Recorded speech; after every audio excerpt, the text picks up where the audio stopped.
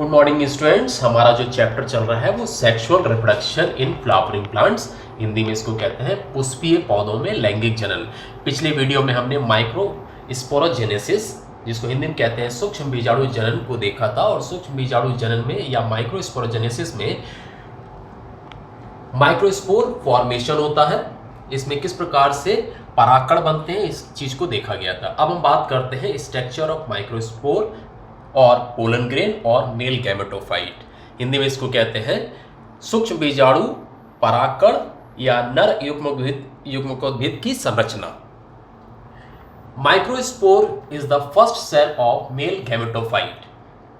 सूक्ष्म बीजाणु नर युग्मकोद्भिद की प्रथम कोशिका होती है। Microspore is made up of two layers. Outer layer is hard, it is called exine, and inner layer is soft, it is called intine. परागकण की बाहरी परत वाहेचोल की बनी होती है और आंतरिक परत इंटाइन की बनी होती है। इसके बीच में न्यूक्लियस होता है। एक्साइन लेयर जो होती है वो स्पोरोपोलिनिन नाम के मटेरियल की बनी होती है। ये स्पोरोपोलिनिन जो होता है ये माइक्रोस्पोर को या परागकण को एडवर्स कंडीशन से बचाकर सुरक्षित रखता है और इसी कारण कई साल तक ये माइक्रोस्पोर या परागकण खराब नहीं होते हैं। इसकी जो इंटाइन लेयर होती है ये पैक्टोसेल्यूलोज की बनी होती है। अब हम देखते हैं कि इसमें जो है डिवीजन होता है न्यूक्लियस में।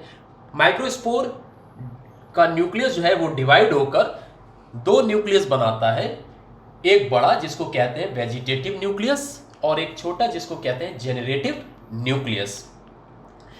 ये वेजिटेटिव न्यूक्लियस और जेनरेटिव न्यूक्लियस ये पॉलिनेशन से पहले ही माइक्रोस्पोर में फॉर्म हो जाते हैं, बन जाते हैं।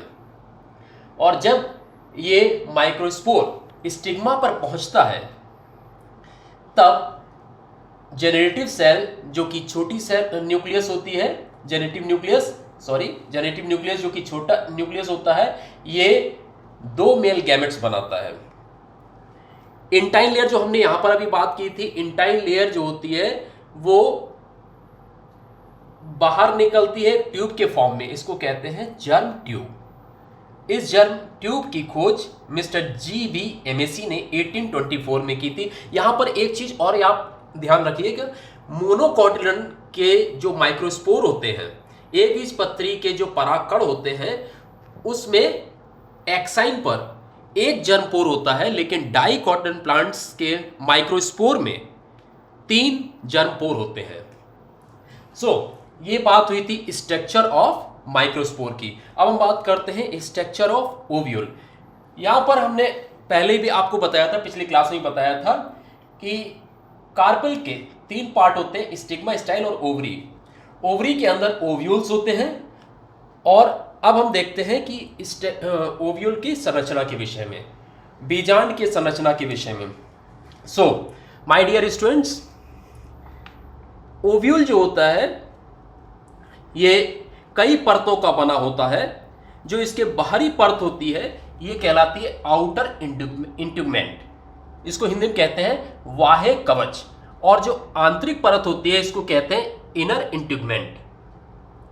ये आउटर इंट्यूगमेंट और इनर इंट्यूगमेंट जहां पर इनकम्प्लीट होती है वो उस पॉइंट को कहते हैं माइक्रोफिल। और ये ओव्यूल का माउथ होता है, ये उसका मुख होता है जहां से ये न्यूट्रिएंट मटेरियल लेता है और ये आगे बढ़ता है, इसकी ग्रोथ आगे बढ़ती है।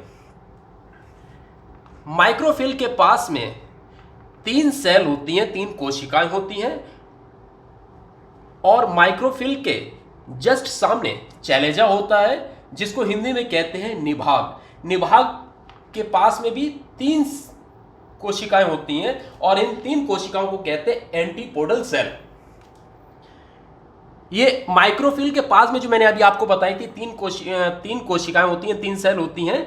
इसमें से बीच में एक सेल होती है जो कि फीमेल गैमेट इसको आप कह सकते हैं। और जो आसपास की सेल होती हैं इनको सिनर्जिड कहते हैं। इस पूरे पार्ट को न्यूक्लियस कहते हैं और ये पैरेन्काइमा सेल्स का बना हुआ होता है। इसके बीच में दो सेल होती हैं जिनको सेकेंडरी न्यूक्लियस कहते हैं। ये दो तो हैं लेकिन फ्यूज होकर एक ही बनाती हैं, इसलिए इसको एक ही सेल बनेंगे। अब एक क्वेश्चन अराइज होता है कि एम्ब्रियोसेक में कितनी सेल और कितने न्यूक्लियस होते हैं, ये किस प्रकार की स्टेज होती है। तो यहां पर मैंने लिख रखा है it is 7 celled and 8 nucleus stage, ये एम्ब्रियोसेक कहलाता है। तो अभी हमने देखा स्ट्रक्चर ऑफ माइक्रोस्पोर और स्ट्रक्चर ऑफ ओव्यूल। हम नेक्स्ट वीडियो में देखेंगे नेक्स्ट वीडियो में देखेंगे मेगा स्पोरोजेनेसिस। Thank you.